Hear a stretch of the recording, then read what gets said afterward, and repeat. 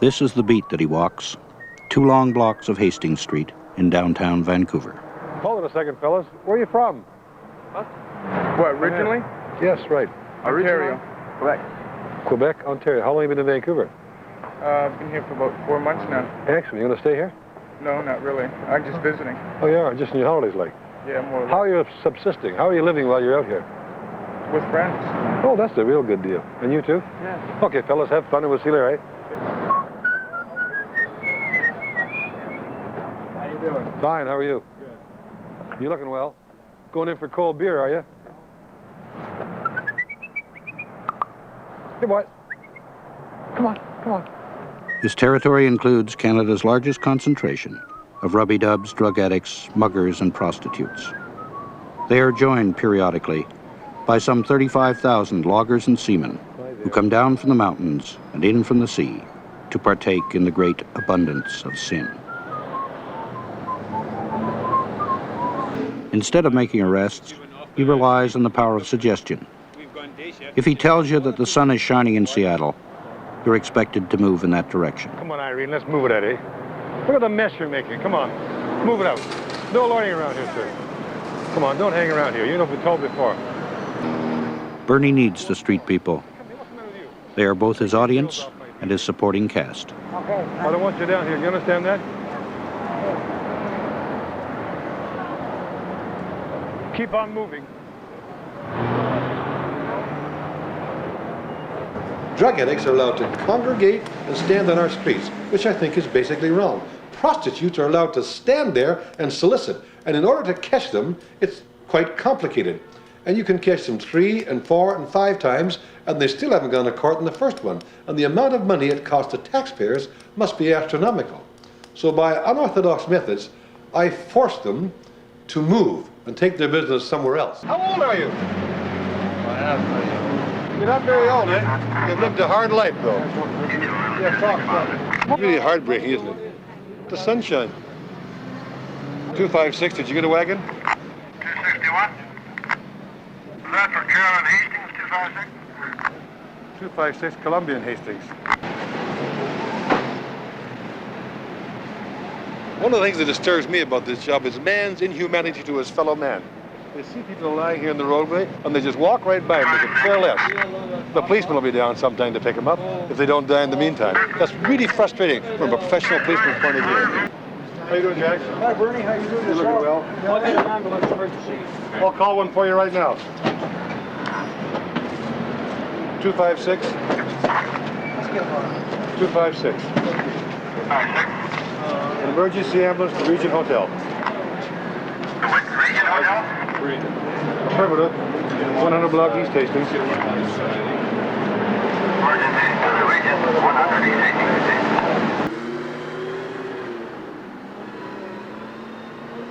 To some extent, the street people feed on themselves. The muggers rob the drunks. The prostitutes make love to the loggers to pay the pushers for the drugs they cannot live without. In the jargon of the drug world, they are wired. They're after us. They know we're still in here. They're after the place. They don't know why, they just remember. Remember that they want to be in here. What the hell are they? They're us, that's all. There's no more room in hell. What? Something my granddaddy used to tell us. You know Macumba? Voodoo. Granddad was a priest in Trinidad. Used to tell us, There's no more room in hell. The dead will walk the streets of Vancouver, baby. You're on Hastings, kid! You're on Hastings! I'm just saying, you only get one life. There's no God, no rules, no judgments except for those who accept or create for yourself. And once it's over, it's over. It's over.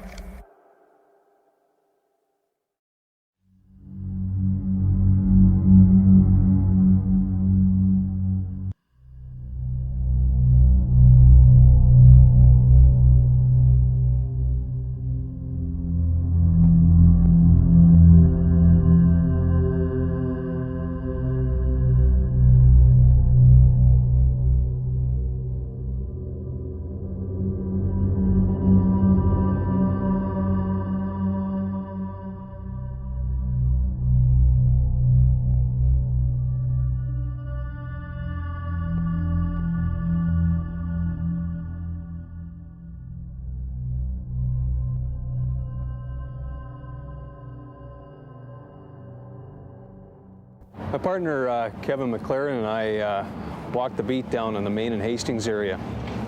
Spend most of our time dealing with persons drinking in a lot of the establishments down here, the Balmoral, the Sunrise, a lot of familiar places, well known to all police officers down here. On the most part of it, you get to know a lot of the people on a first name basis, say hi to them on the street. There's a certain amount of respect that they give you. They know what to expect from you, and you know what to expect from them. Going into the Columbia right now, it's a well-known bar down here frequented by drug traffickers and users. Usually we both split off and each take a bathroom where they constantly use that to fix the drugs.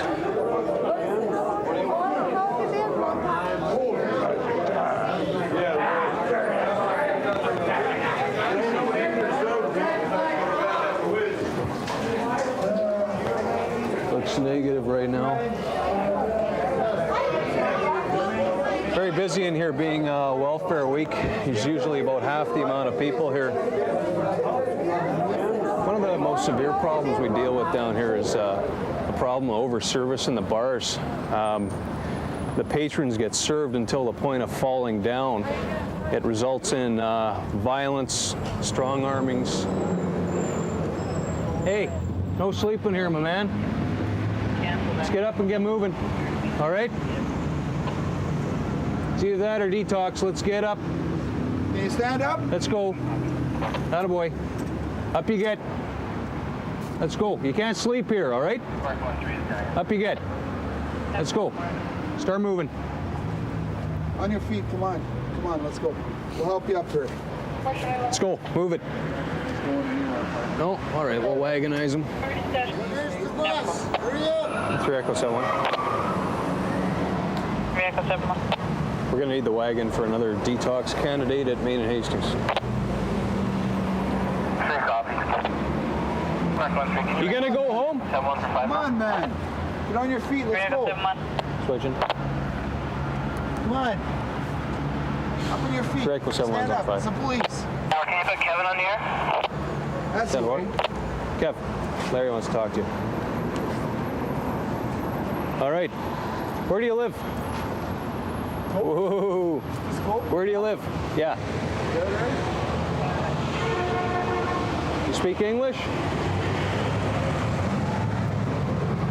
You gonna throw up? Don't do it on me. Attaboy. We'll get you a ride home. This fella here's obviously had too much to drink. It's an all too common occurrence down here. We're gonna find him a place to sleep for 4 hours in detox before he falls down and does harm to himself or gets rolled by somebody else. A lot of these fellas stay down for long periods of time. No one finds them. They're in the lanes, in the back alleys.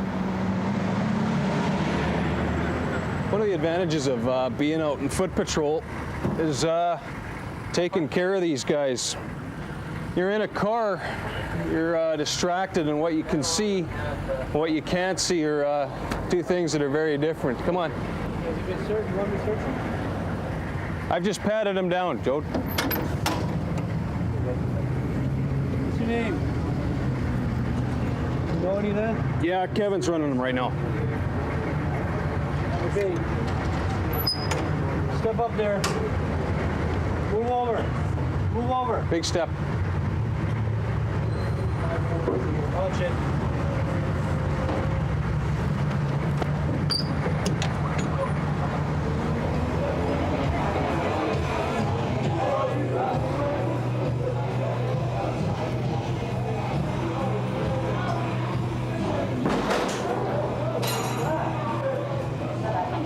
Out of there. Get out of there. Pull up your pants, Leslie. Pull your skirt down. Come on, out of there. Stand over here, put your stuff down on the counter.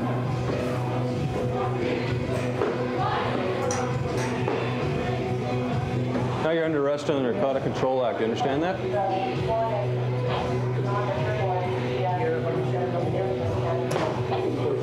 Just take your jacket off for me, all right? You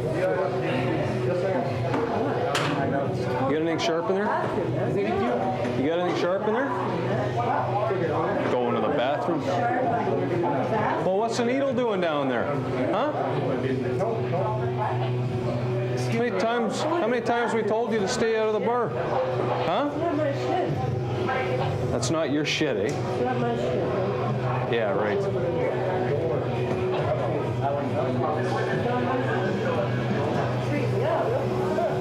You know better than to fixing the cans down here, don't you?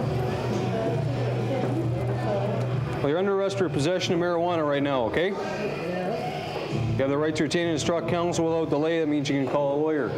You're not obliged to say anything you do say can be given in evidence. You understand that? If you want to call a lawyer. Well, I don't have any warrants or any. All right. Yeah. Well, we'll see. If you can't afford a lawyer, a legal aid lawyer will be provided for you free of charge. You understand that, Leslie? Do you understand that? That party, I'm trying to quit the dope, man. Leslie, are you going to call your lawyer? Well, of course, yeah. Excellent. Excellent. I saw somebody put a cigarette butt on the ground, like they wanted to save it. So I looked under the door to the cubicle, and I saw a bottle of water in a clear plastic bottle sitting on the ground. A small bottle, typical of what drug users carry with them to mix a fix. I looked through the crack in the door, and I saw that the person that was sitting on the toilet was holding a hypodermic needle in their right hand. So if they're in there for a legitimate purpose of going to the washroom, they wouldn't be holding the hypodermic needle in their hand. So that gives us the grounds to open the door and search for drugs inside there. The Liquor Control and Licensing Act allows the police to search the women's and men's washrooms in licensed premises. Basically for any type of people that are passed out in the washrooms or any type of drug use in the washrooms in the licensed premise. In the chase again. 3 Charlie 11. Unit West Pender? Yep. Unit East or 100 East. You should be coming right over here now.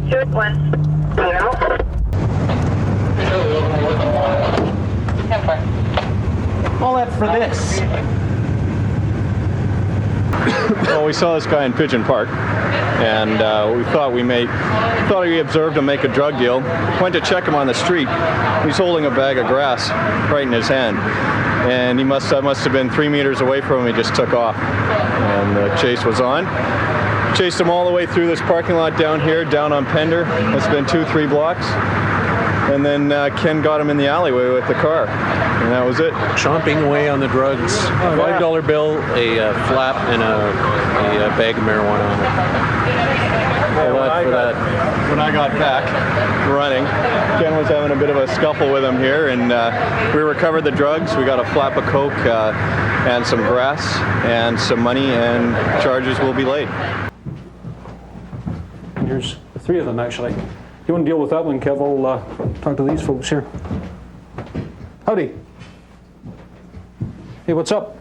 Hello. Hey. Here, let's see your hands. What's your name? Hey, wake up. What's your name? Bring your hands over. Now you stand right here. You stay right there, all right? What are you doing here? Stand up.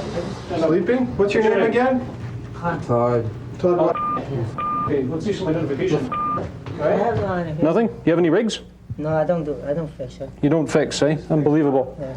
Unbelievable. You stay right there, eh? Yeah, okay, whoever. Yeah, here. Hey, I'm talking to you. What's your birth date? Thought you said you had no rigs. It's not mine. I told you I don't. Not yours, eh? Yeah. What's the knife for here? No, we just for cutting meat and something to eat. Yeah. You have to be very careful when we search these, search the clothing of the people down here to look for, for open needles and that kind of thing, because we don't want to get stuck.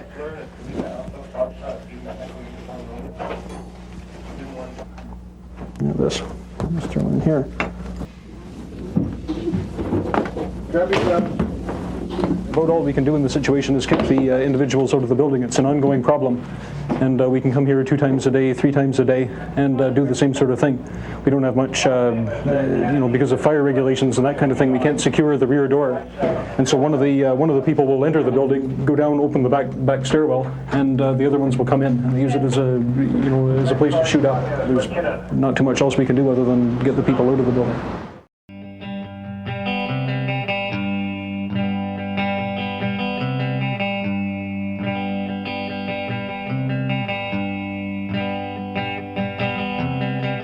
Block rock, shoot up shock, police chief, cold grief, war on drugs, pull the plug, clean it up, nowhere to go, ground zero, overload jail, rock and wail, where a dope fiend stood, coming soon to your neighborhood, knock it down, up or down, crack packers, jacked up. Empty your pockets, say the cops, no detox, the bug is loose, selling juice, suburban kids come to use, 100 block rock, blue teardrop tattoos, what's the plan? Tear it down, let him drown, too much reality, fixing in the alley, blood streaming, naked girl tweaking, 100 block reeling, Vancouver's first, Western world's worst, HIV, public health emergency, fuck them around till their livers burst.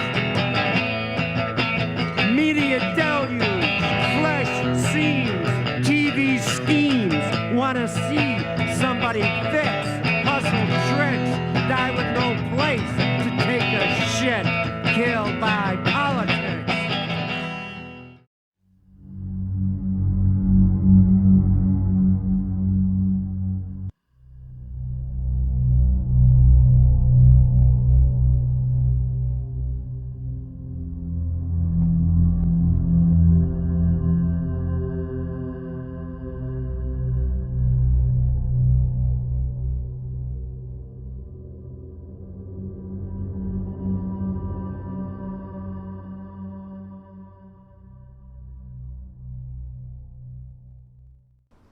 We stole, lied, committed crimes we didn't want to get money for drugs, weak drugs, burn drugs, poison drugs. And we've been used to fuel epidemics and extremely profitable industries of corrupt law enforcement and criminal gangs, cartels, DEA, CIA, and prison apartheid and media demonization, and expanding bureaucracies of health professionals and political fodder, and multitudes of experts and doctors who think they understand our suffering better than we do.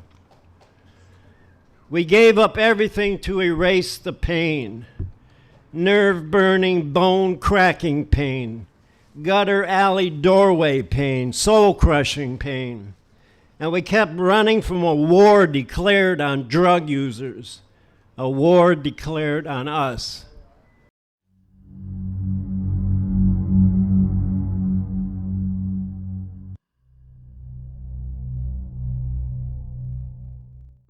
It probably started to change somewhere in the mid-90s, to where the approach at that time, instead of being very, very visible on the street and engaging the community on a daily basis.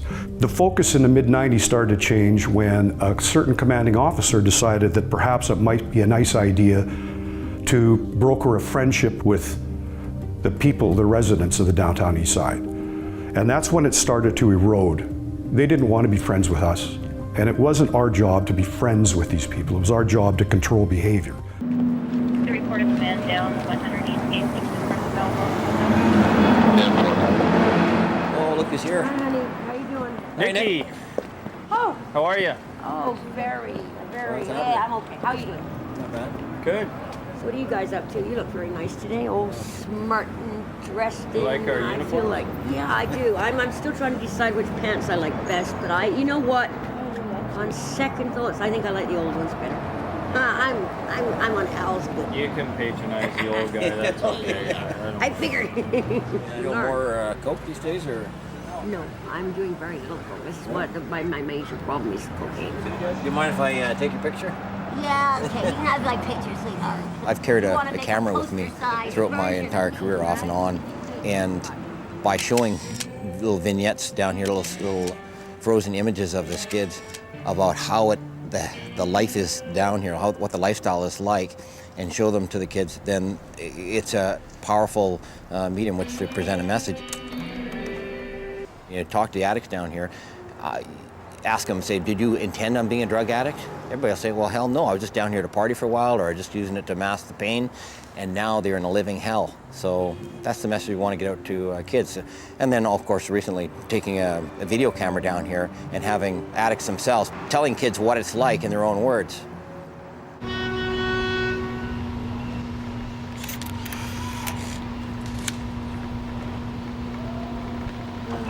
Give her out of it. I'm about 10 minutes late. We're out filming one of the first days we're out, and we saw this man just seated in an alcove, and I immediately recognized from the paleness of his face that he was in an overdose state.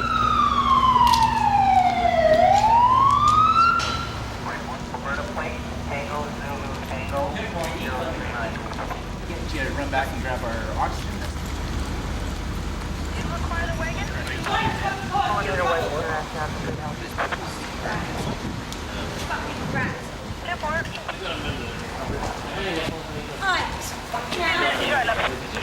What's the matter, Nicola? This idiot says I took his fucking cigarettes. Goddamn goof. For another disturbance at 320. Hey, you, buddy, mind your own fucking business. He's a trick.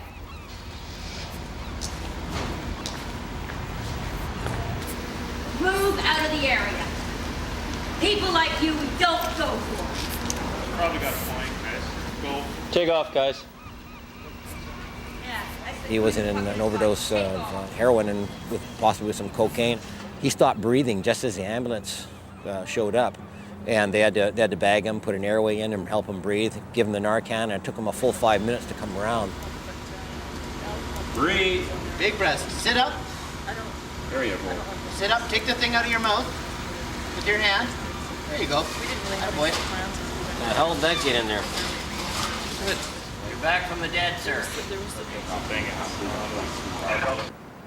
Seeing young people down in this area who had absolutely no idea of exactly where they were going with their drug experimentation and drug use. It's our goal to provide young people with real-life images and information about the effects of hardcore drugs.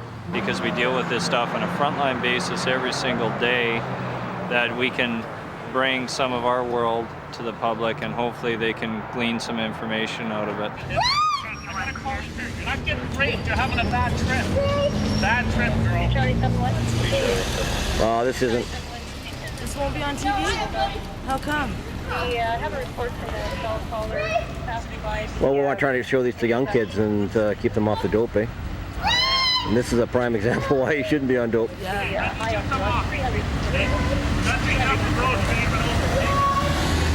I met Darlene when she was having a cocaine psychosis on the street, a major episode where somebody's fixed cocaine into her neck, and then she was freaking out on the street. And literally, I mean, cocaine makes people very paranoid.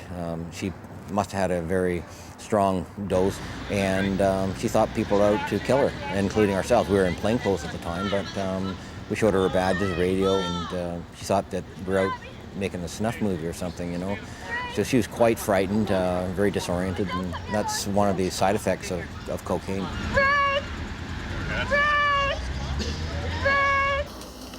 What is that in your... This is from drugs that were bad, and they had a strange cut in them which caused people to start hallucinating and see things. So whenever I did drugs, things would come out of my arm, and I would pick at them and pull them, and that's the result of me pulling the bugs out of my arm.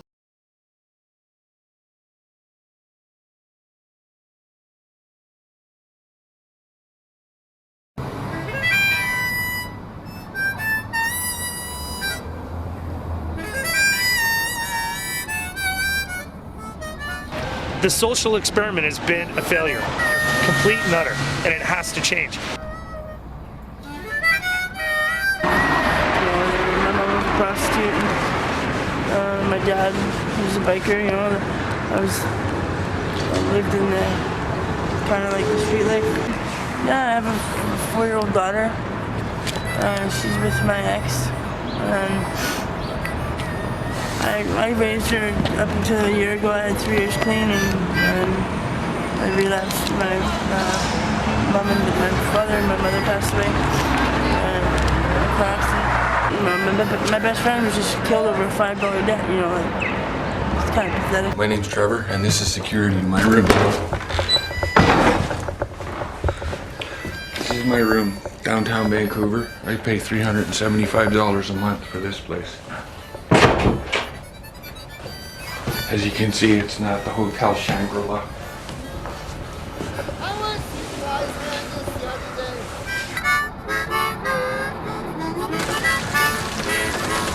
Don't it ever make you wonder why? Everybody wants to live forever and nobody wants to die. There was it!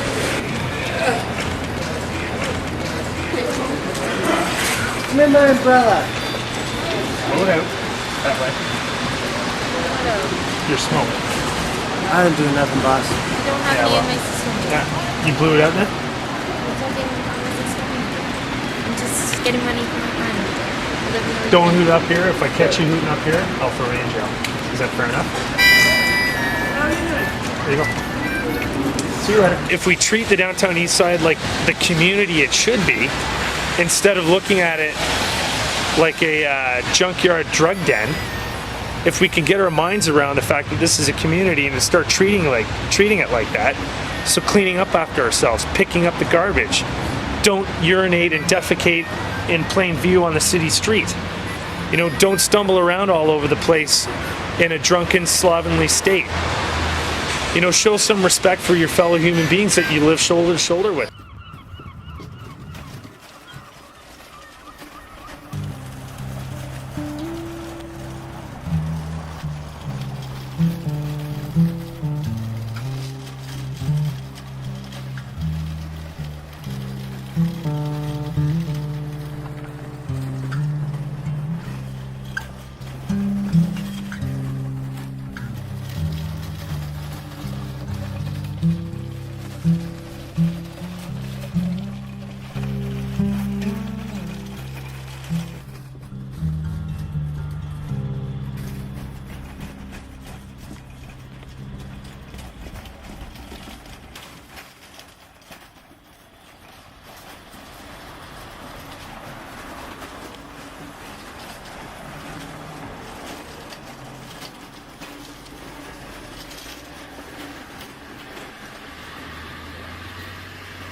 How did I become homeless? I became homeless because I was irresponsible, didn't think of others, and thought of only myself, and spent like a stupid idiot, and only thought of getting high and chasing pussy, and until it all ran out and I burned all my bridges, and bang, here I am, homeless. Simple as that.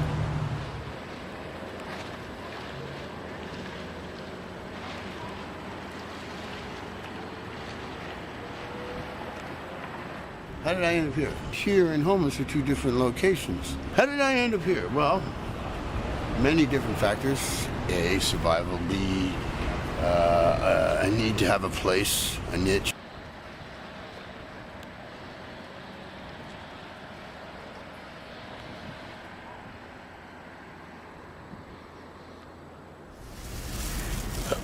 Be nice, be nice, be nice.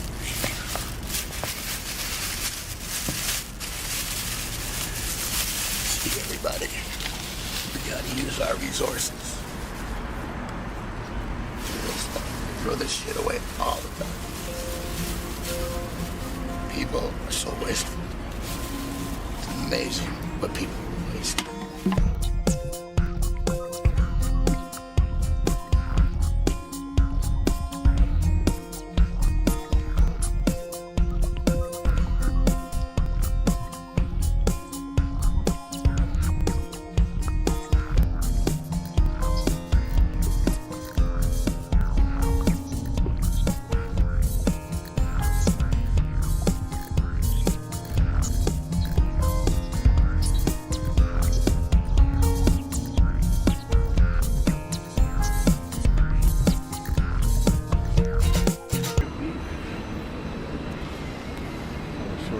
brand new. 32 is right in the waist.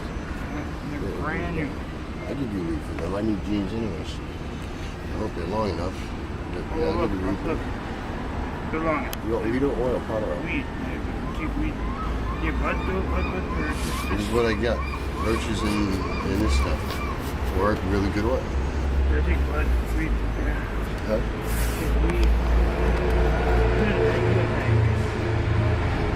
You've got your pole pier, your wall pier. You got the standing shitters. You got the sitting shitters. You got the on the bin pukers.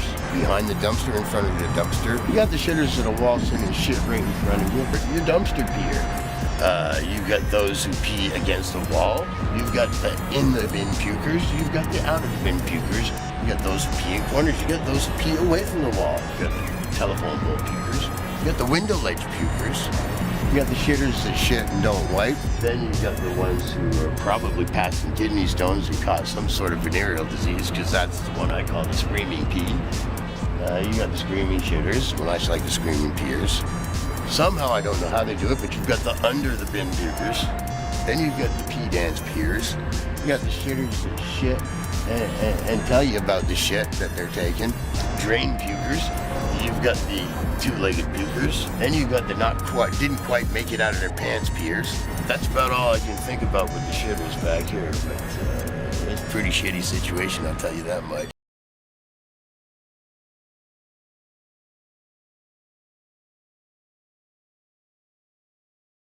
You could come to Canada, you could get a job, a good, decent job, and live like a king.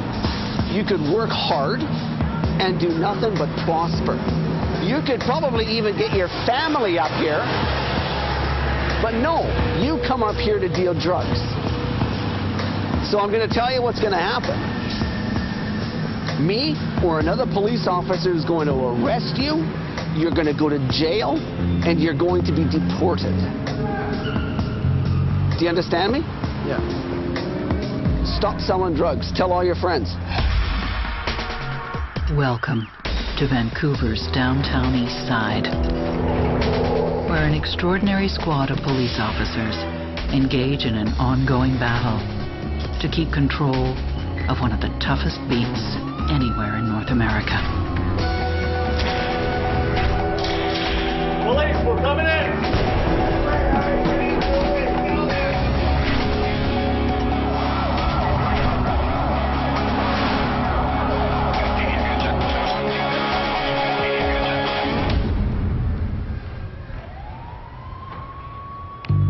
Vancouver's downtown east side is known worldwide for its rampant drug addiction, extreme poverty, and homelessness.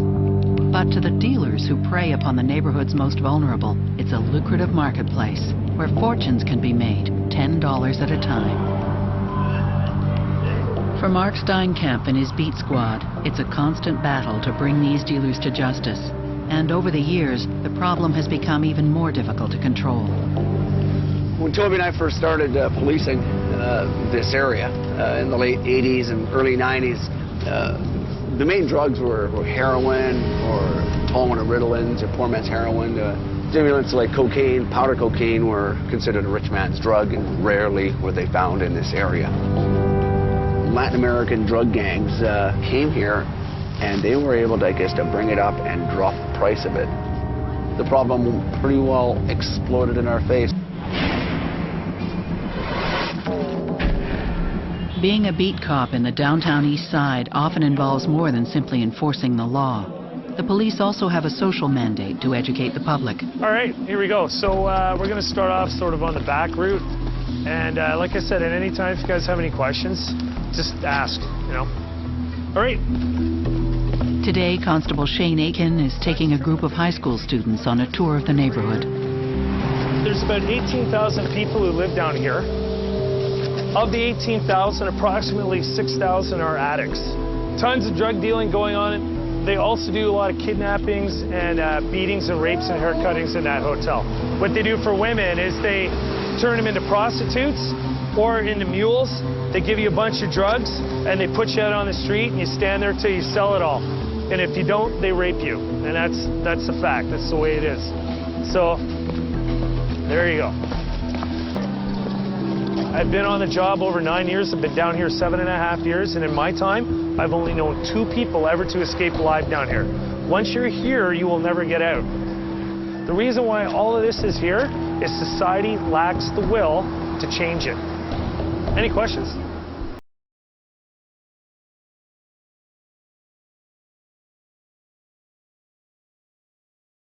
Living on the streets is easy. They don't want to work. They're a bunch of scammers. You know, they can get a job like everybody else and work the 9 to 5. They don't want to do that. You know, they got everything they need just living there on the street. You got no idea, man. I say, what you want to do? Go down there for 30 days. You know, all my friends say, I want to go on some crazy vacation. I say, you know what? Go get a room down there, and then we'll see what it's all about. He went on about the gang wars, drug busts, shootings, but I wasn't listening. All I could hear was one tiny, horrible word: go. I couldn't shake it. School, work, rent, get HIV, shot, stabbed. Go. Bro. By the time the beer hit my lips, it was decided. For 31 days in December, I will conduct a social experiment on myself. I will totally abandon my predictable life and attempt to survive the streets of Vancouver, leaving behind my possessions, identity, friends, and family. My goal is to confront the challenges of street life firsthand, so I see how hard it really is. Enter the gathering place, a resource center for the homeless. When I walked through the door, they told me I was hypothermic and threw me into a hot shower. They gave me some clothes and told me to go talk to the guy at the front counter when I was done. So tell me everything I get. You get everything that we do in the place. So you'll be able to go into the laundry rooms, the pool room, the video game room, the showers, the clothing donation area, jacuzzi, we run fitness classes. What about yoga? Do I get yoga? Yeah, we have a yoga class. I couldn't believe all the luxury services there were for the homeless. This place had live music, snooker, martial arts, and let's not forget the therapeutic hot tub. The mineral-rich hydrotherapy relaxed my muscles.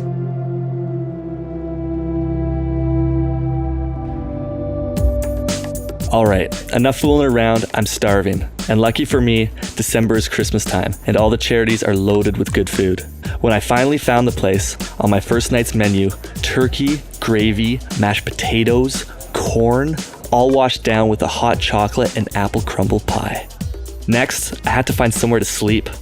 I asked around, and Matt, a homeless guy, helped me out. He told me he was staying at a really nice place, the Yukon Homeless Shelter, so I tagged along and got a bed. Since he didn't want to be on camera, he agreed to film me. Alright, it's time to do laundry. Laundry's pretty simple. Boom. Leave it by the door here. Someone picks it up, cleans it. The next time I see that, everything in there will be clean. Beautiful. Can't go wrong when you're homeless. Alright, well, it's time to go to bed. There you go. Oh, quality treatment. I'm never going home. So at the end of day one, I had accomplished a lot. Food, shelter, clothing were all taken care of. I even had yoga. The next morning, I felt fantastic. My bed was really comfortable, and breakfast and coffee waited downstairs. But first, it's time for a bubble bath. We know. Oh, here's trouble. Here's trouble. How do you like living in a homeless shelter?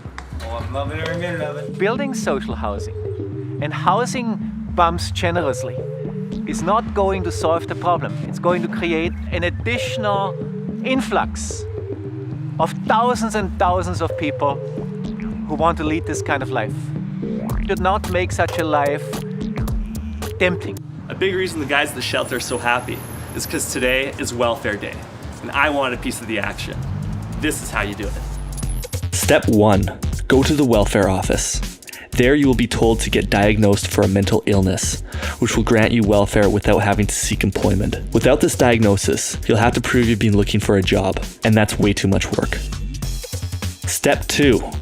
Check into your local mental health center and get your diagnosis. Now this is the tricky part. How does a guy without a mental illness get diagnosed with a mental illness? Easy. Just tell the doctor you're always depressed. She'll diagnose you with chronic depression, give you a handful of happy pills, and send you on your way.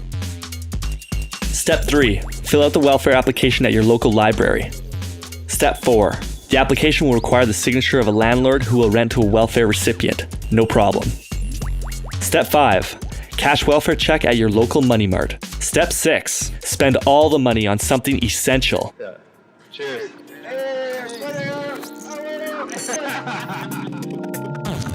It was Christmas Eve, and all I wanted was a bed to sleep on. So I cheated. On a prayer, I went to the Yukon shelter and somehow got a room. Yes, an entire room. The sleep was simply glorious. When the morning came, I cleaned myself up, went downstairs, and what do you know? Santa gives presents to the homeless too. All of these presents came from local charities, so it's time to cash in. Jacket. Looks like a nice jacket too. Fleece. That looks like a nice fleece. Yeah. Yeah. Perfect. Steve, you got something to say? I just scored an extra coat, an extra pants, and some extra underwear. We're fucking going down there. We're gonna be loaded today. And see this beautiful thing right here? It doesn't fit him. It doesn't fit me, so I'm gonna have to sell it. And, sponsor my little habit. And the retail price is $110 rock for one jacket. So no, I'm not in favor of just throwing money at them. If we get too generous about this, we create ecological niches that actually compel them to this kind of life. So all those people who have bleeding hearts and say people really have no choice, they are born in a certain socioeconomic class and that determines where they will end up, should remind themselves that that also commits them to saying an incentive structure that makes it easy to become a bum determines that these people will make those bad decisions. You guys think most of these guys spent their Christmas gifts on crack? No, I'm Steven, I think all of those guys did. Yeah. Do you think they do it every Christmas? I think every year, yeah. Most of them, or not all though? Birthdays, not all. I think most of them, yeah. And I think that's the only reason we're really happy right now is because if the four of us were walking over this bridge and we had no drugs, no money, and no merchandise to sell, we wouldn't be this happy. No, we wouldn't be filming it. One of us would Yeah. probably be trying to save the other from jumping off this bridge. That's the way it is. Whether I like it or not, the homeless share a unique top priority. Something I've never tried. Hardcore drugs. Specifically crack and heroin. I can't hide from this reality anymore. So for the last 6 days of my journey, I'm gonna get high with the rest of them. Like everything else, to truly understand it, I have to do it. Wish me luck.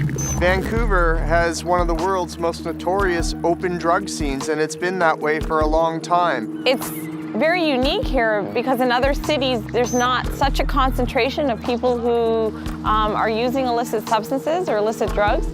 When people visit Vancouver from big American cities that have large drug problems, they're always shocked by how open it is here in Vancouver. Everything's just, right out on the street. I went to meet the guys in Crack Alley where they said they'd be getting their fix. When I arrived, it was full of addicts, but hard to find what I was looking for. Yeah, well, don't do it, because I'm not going to let you do it. Because it'd be stupid. You'd be an idiot to do that. Here, give me that lighter. Okay, say you smoke that crack, and then you smoke it every once in a while, and like you have start skipping school. Then you'll never pass your class. And then you have to think it like that. Just don't put that camera on anybody else over here. We didn't want to mess around, so we went over to the other side. And that's where I met Crystal, the matriarch of the alley. She hooked me up with crack. So this is too much? Yeah, don't put all of I'd say a third. So you can just break it with your hands? Yeah. Use a blade. So I put the rock in here? Yeah.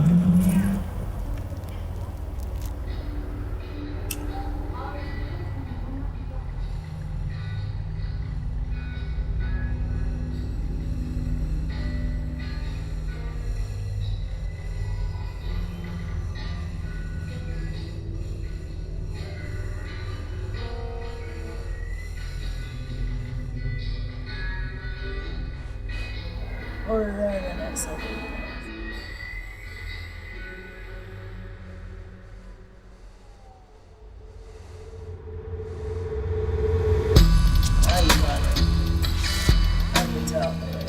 I'm homeless and high in the nastiest alley in the city. But now I feel at home. Suddenly, these drug addicts, these complete strangers, seem like family. Wow. Huh. Yeah, I love rock. I was only for 15 years and I have no intention. Whoa. Yeah, that's really nice. I come from a good family. My dad's a doctor. My mom's an accountant. I was adopted. My sister was murdered by Robert Pickton. She had an addiction. I ended up coming down here. I'm here downtown Eastside because I choose to be. It's an addiction. Getting off of Hastings is as hard as getting off crack. Right? Hastings is a drug in itself. But now the high's gone, changing the alley back to the sad place it really is. I want more. But luckily, Humphrey was dealing crack right next to me. While hooking me up with the 10 Rock, Humphrey told me how he ended up down here. One day, I had some friends over to my house, and out of courtesy, I took out some dope and I gave it to them. My fiance was coming home from a weekend in Whistler, and she worked for a law firm, a prestigious law firm downtown. And she was like, "What's going on?" And I'm like,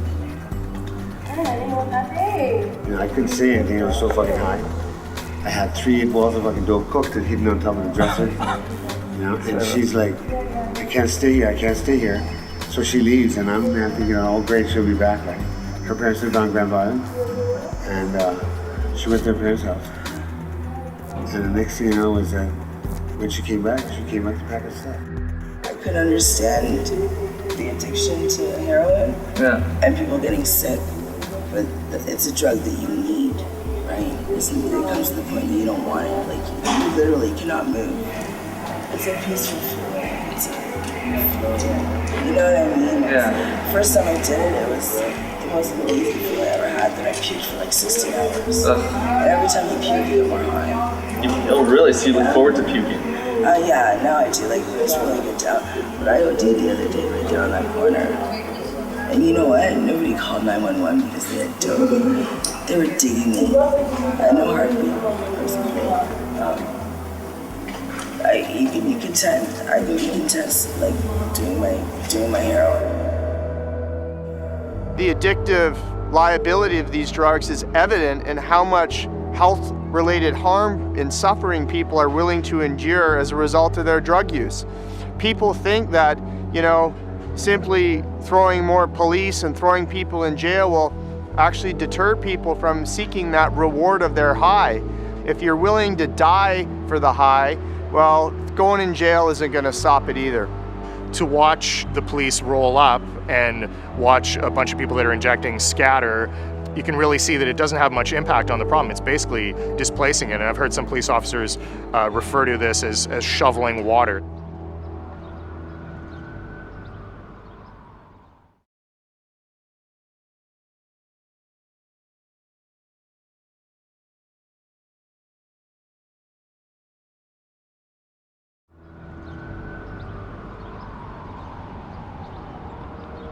As Crystal predicted, I felt horrible and cold, so I bundled up and took a breather. Coming down from crack is that feeling when the world hates you and all you want to do is cry. But knowing my next objective, she gave me a goodbye present. Heroin. She told me to go shoot up at Insight, a government-run clinic for injection drug users. Always controversial, this experiment has plotted conservatives against liberals, tangled in debate. In my opinion, supervised injection is not medicine. It does not heal the person addicted to drugs. Each and every injection, along with the heroin and cocaine injected, harms the person. And government-sponsored supervised injection sends a very mixed message to young people who are contemplating the illicit use of drugs.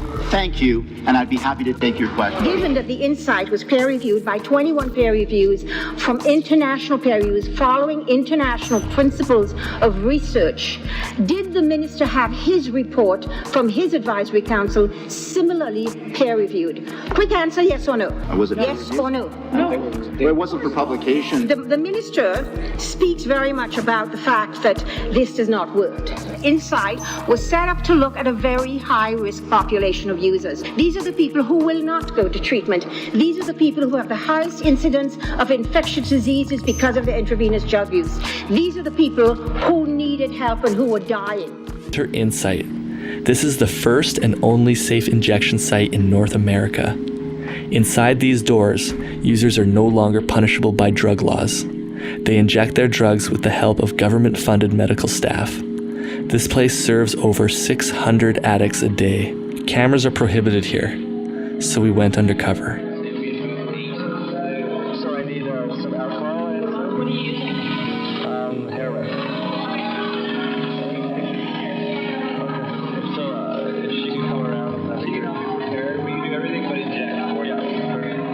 Okay, no turning back now.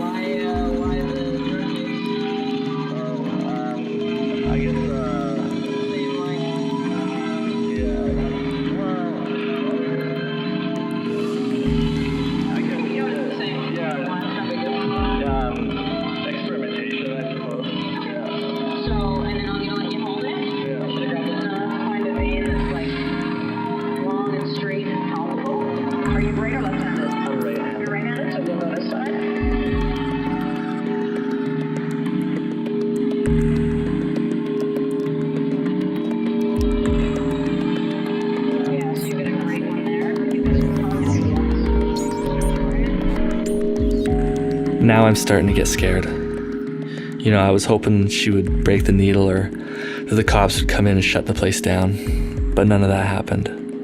Instead, she just gave me the needle, and I was on my way.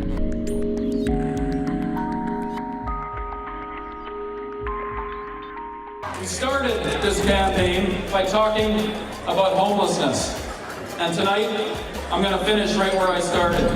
We are going to end homelessness in Vancouver. Like you, I have one simple question. How? The most economical way to do this and the most just way to do this is to focus on housing and healthcare supports attached to that housing. It'll be more affordable and it'll be better life for thousands of people in Vancouver. I lived on the streets for almost a month. I tried the hardest drugs out there, crack, heroin. One thing that became very clear was that addiction is a major cause of homelessness.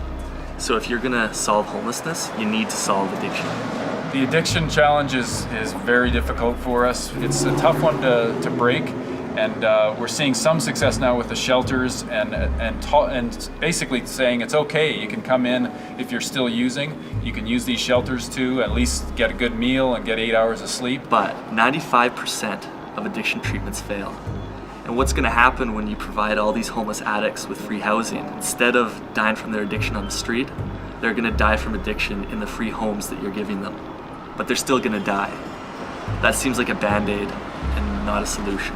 Well, it's a Band-Aid, but if people are literally dying on the streets, you gotta look at what pieces you can support them on. I mean, if you don't come in with a whole complement of support, then where's the hope? Until you work upstream, until we're working with people and making sure they don't go into that dead end of addiction, it's going to be damage control. Yeah. Do you honestly think that you can end homelessness? When I say end homelessness, or that we do a lot better on addictions and for treatment, there's just so much more that can be done. And can we ever get all the way there and into utopia? Let's be realistic. It's not going to be like that. We've got to have shelters and housing options that are permissive and that take people for where they are and meet them where they're at. Good luck.